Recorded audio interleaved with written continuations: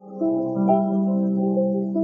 interrupt this program to bring you a special news bulletin. The Japanese have attacked Pearl Harbor, Hawaii by air. President Roosevelt has just announced.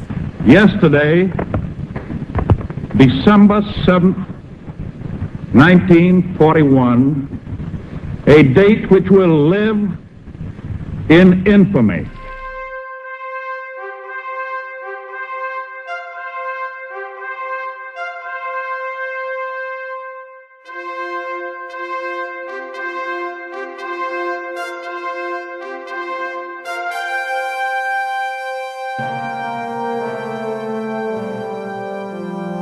Interviewing some World War II veterans, got some great history, got recipes from cooking manuals of the war, and some period recipes about rations, but the memories behind the stories from the veterans, that's what's really important. These guys opened up to me and told me some things and sent me some wonderful pictures. And it's not all the best chow, worst chow. It's kind of got a real humor base to it, but there are some very serious things in this book, and I think this is more of a culinary history project about the veterans that served, in the war, World War II, and I think it sets this book apart from all my others. I'm 85 years old, and so we're looking at things that occurred 65 years ago. Why I chose a submarine, I don't know. I don't really know. Why becoming a cook and baker? Again, I don't have a good answer for that. I love to eat. Grew up a little bit overweight because my mother was such an excellent cook. And I took some of her recipes with me and used some of them on board the ship. We had about 85 men aboard. That's 75 men and 8 or 10 officers. And the officers ate the same food that we did.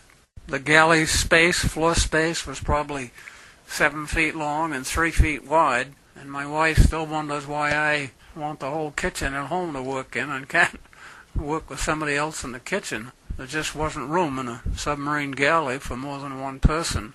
Cooking was done on electric heat, electric ovens, and electric ranges. They would happen to be square.